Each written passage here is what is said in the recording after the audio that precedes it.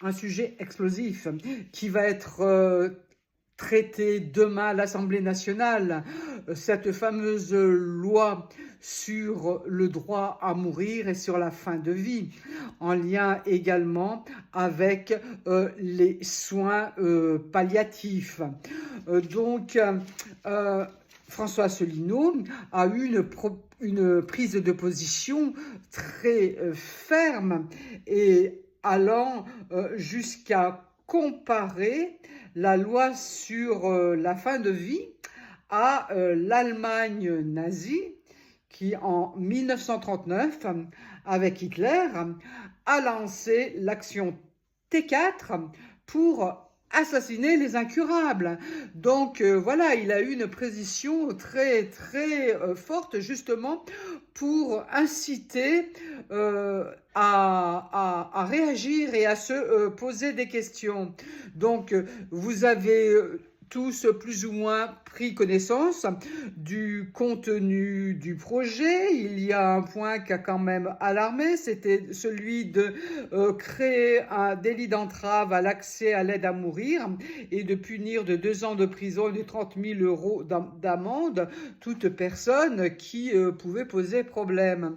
Donc, je vous ai sélectionné deux posts que François Asselineau a publié sur enseignement Twitter, sur X, et également l'extrait vidéo lors de son entretien aujourd'hui à la matinale de GPTV.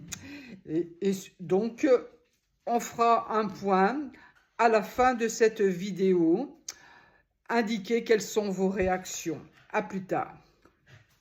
Fixé par l'ordre des médecins, le rôle numéro 1 d'un médecin, c'est de ne jamais administrer la mort à quelqu'un. Enfin, c'est marqué, c'est ne jamais mettre de poison, même si la personne vous en demande, c'est de tout faire. Un primum non nocere, d'abord ne pas nuire, et de tout faire pour sauver quelqu'un, le sauver, lui sauver la vie, etc. Bon, un médecin n'a pas le droit d'administrer la mort, d'après le serment d'Hippocrate. Le serment d'Hippocrate, dont je rappelle que tous les étudiants en médecine, au moment où ils présentent leur thèse, moi, ma fille, il y a quelques années, a présenté sa thèse, elle est maintenant chirurgienne, eh bien, on était allé à la présentation de sa thèse et elle a prononcé le serment d'Hippocrate, qui est un document qui est préétabli et on doit justement ne rien administrer. Bon. Alors, ça, c'est le premier point. Le deuxième point, c'est le décalogue, c'est-à-dire les 10 commandements, enfin le décalogue dans la Torah.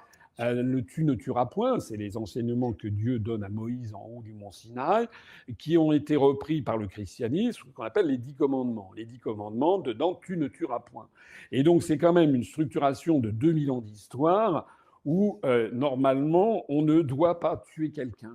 On doit tout faire pour préserver la vie. Alors, évidemment, certains vont ricaner en disant bon, que l'Église a suffisamment passé par le fil de l'épée un certain nombre d'opposants. On va me citer la Saint-Barthélemy, tout ça, c'est tout à fait vrai, hein, bien sûr. Mais l'idéal chrétien, et la réaction normale quand même de 99% des gens, moi je ne connais pas autour de moi des meurtriers, par exemple. Heureusement, ça reste encore, même si l'insécurité se développe beaucoup, et que on commence à en voir, moi dans mon entourage, parce qu'il y a, c'est un principe de civilisation. On ne doit pas porter la main sur quelqu'un, même si c'est à son conjoint dans un avion. On ne doit pas tuer quelqu'un. On pourrait avoir une loi qui a, par exemple, une personne qui, après un conseil médical avec au moins 5 ou 6 médecins venant de différentes académies, des gens qui ne se connaissent pas, dresse le constat qu'une personne qui est dans le coma depuis au minimum, je ne sais pas, 2 ans, ne peut plus, à ce moment-là, on peut procéder effectivement à l'euthanasie. Parce que là, sinon, c'est de l'acharnement thérapeutique. Mais ce sont des cas excessivement limites. Si vous me le permettrez, je conclurai ça par une remarque que je trouve ahurissante. Ce sont les mêmes forces qui ont exigé la suppression de la peine de mort qui maintenant exige l'euthanasie.